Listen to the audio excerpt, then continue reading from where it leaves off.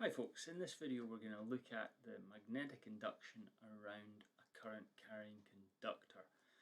So let's go and look at the learning intentions and then we'll see what we need to do with this. So here we're going to look at 13.19. I can use an appropriate relationship to solve problems involving magnetic induction around a current carrying wire, the current in the wire and the distance from the wire. So, and then 13.20 we have the formula that is relating to that. So you'll remember in the first lesson we talked about Orsted's experiment, and if we just go and look for Orsted's experiment back from the notes.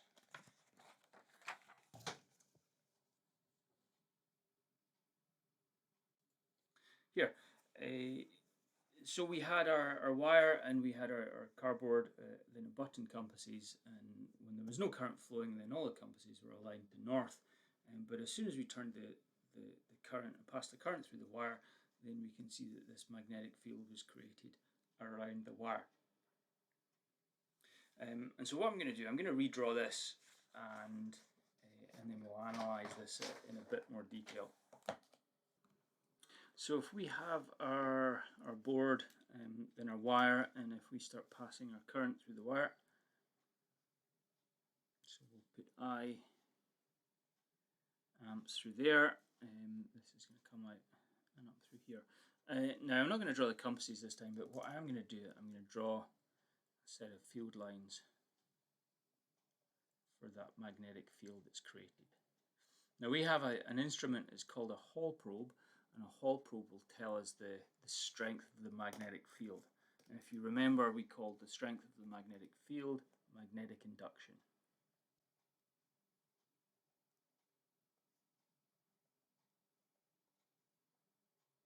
So magnetic induction with the symbol or the letter B, and it was measured in Teslas. T. So we use our Hall probe and we're going to measure the strength of the magnetic field there, the magnetic induction. I've really got to start saying magnetic induction more. We can measure the magnetic induction at various points around this current carrying conductor.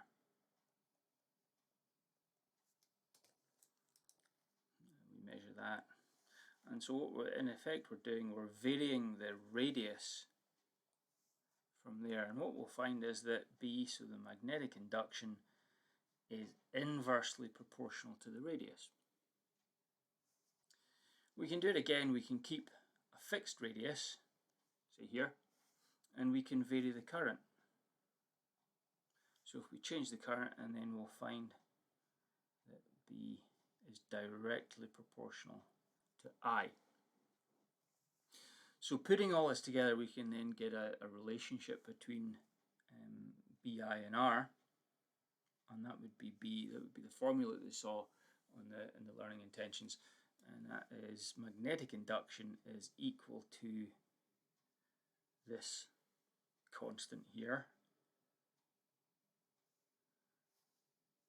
mu naught, so we're going to call this mu naught I over 2 pi R. And so this is the formula that will tell you the magnetic induction at a distance from a current carrying wire. Now mu naught is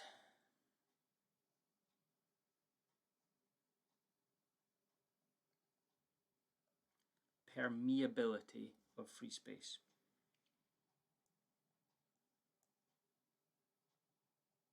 You may remember I hope you remember, in electromagnetism, the electro bit of it, or the electric field bit of it, we were using epsilon naught, which was the permittivity of free space.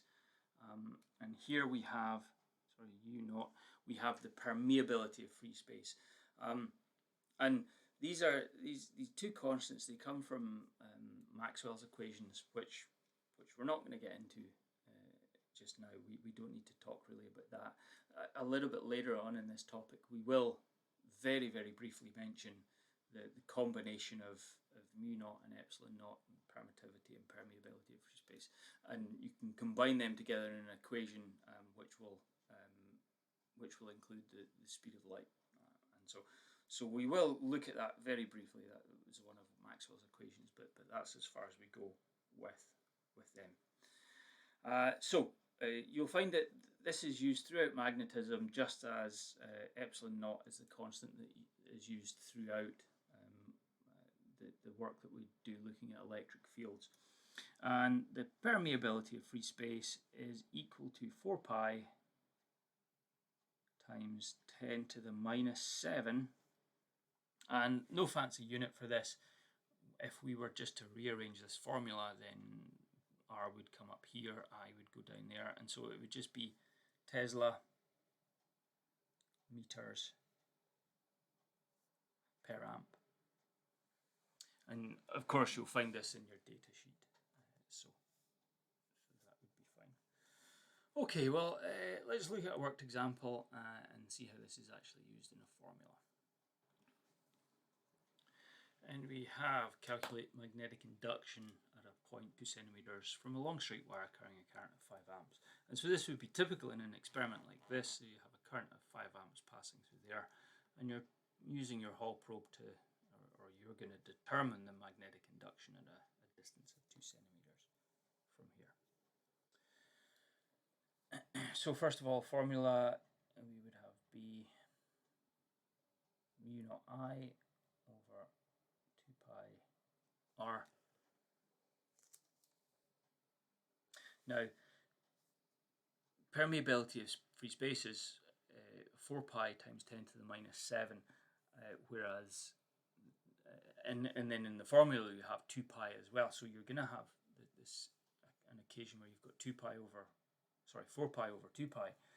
However, it's important that you actually write it out like this. I know that they will cancel each other out, but you remember you'll get marks for formula substitution, answer in unit, and so if you don't include this, then you won't necessarily get marks for substitution. Times 10 to the minus 7 times a current of 5 amp, and that's 2 pi times 0.02. Okay, now at this point you could just say, well, the 2 pi and the 4 pi cancel each other out to leave 2 times 10 to the power of minus 7 times 5 over 0.02. But in this, then what I'll do, I'm going to show you the calculation as it's written here. So we'll have 4 pi times 10 to the power of minus 7 times 5 divided by 2 pi times 0.02.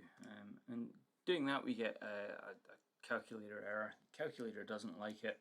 And what it doesn't like is it doesn't like this 4 pi times 10 to the minus 7. And so to deal with that, you'll have to put in a number, so just 1 in front of there, and that's going to give you this, so 5 times 10 to the minus 5 Teslas. Incidentally, we could come to this step, make sure you write this in,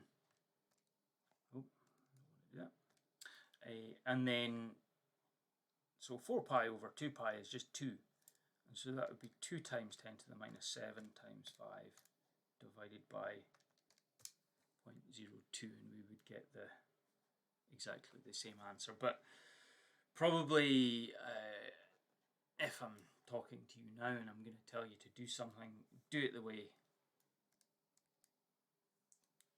way, just at least while you're getting used to it and you're getting confident in the use of the formula before start taking any shortcuts.